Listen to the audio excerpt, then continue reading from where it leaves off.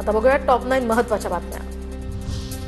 राज्यभरात वीज चोरांना महावितरणचा जोरदार तडाखा, तर वीज चोरांविरुद्ध राज्यामध्ये धडक मोहीम।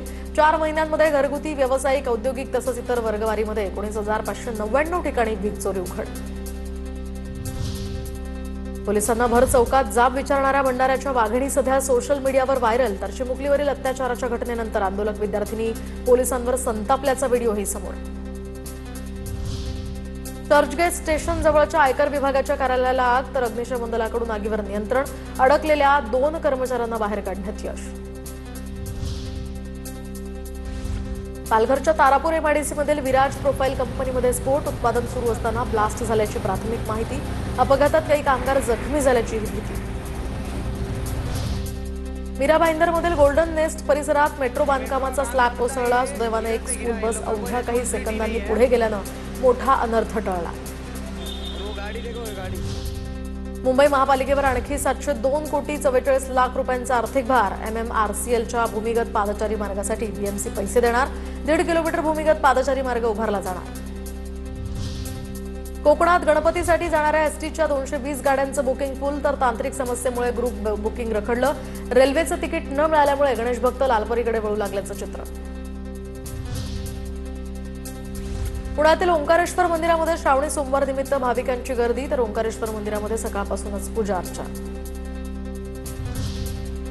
नाशिकच्या त्र्यंबकेश्वरमध्ये पहिल्या श्रावणी सोमवार निमित्तानं भाविकांची गर्दी। राज्यभरासह देशभरातील भाविक दर्शनासाठी त्र्यंबकेश्वरमध्ये दाखल।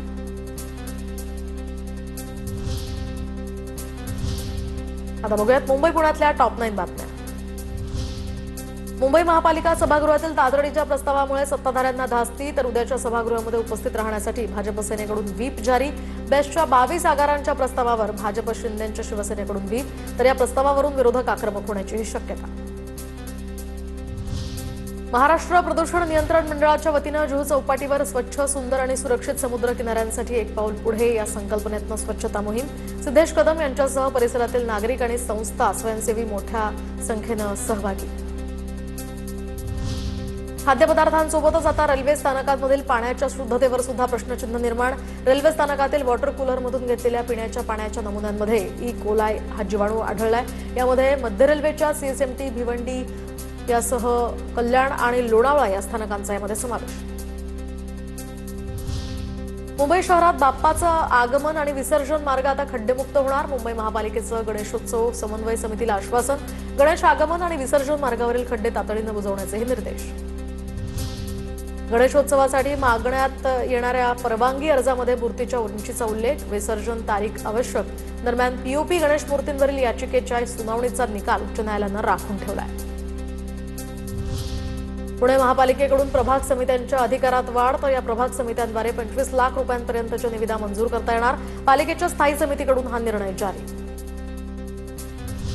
पुण्यामध्ये ध्वनी प्रदूषणाचा त्रास वाढला। गेल्या 8 महिन्यांमध्ये पुण्यामध्ये जवळपास 14,392 ध्वनी प्रदूषणाच्या तक्रारी।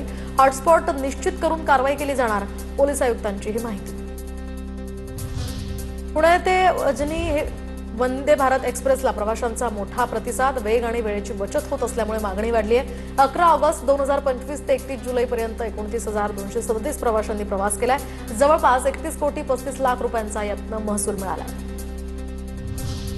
पुणे शहरात यापुढे रस्त्यावर खड्डा दिसल्यास वाहतूक पोलिसांनी त्याचा पाठपुरावा करावा। पुणे पोलीस आयुक्त अमितेश कुमार यांचा निर्णय। पालिकेतील अधिकाऱ्यांशी समन्वय साधून खड्डे बुजवून घेण्याच्याही सूचना। सध्या रस्त्यांची अवस्था अतिशय दयनीय झाली आहे। पाहूयात त्याच संदर्भातल्या काही महत्त्वाच्या बातम्या। रायगड जिल्ह्यातल्या इंदापूर तालुक्यातल्या वाढवण रस्त्याची दुरावस्था, तर स्थानिकांकडनं गाणं म्हणत व्यथा व्यक्त।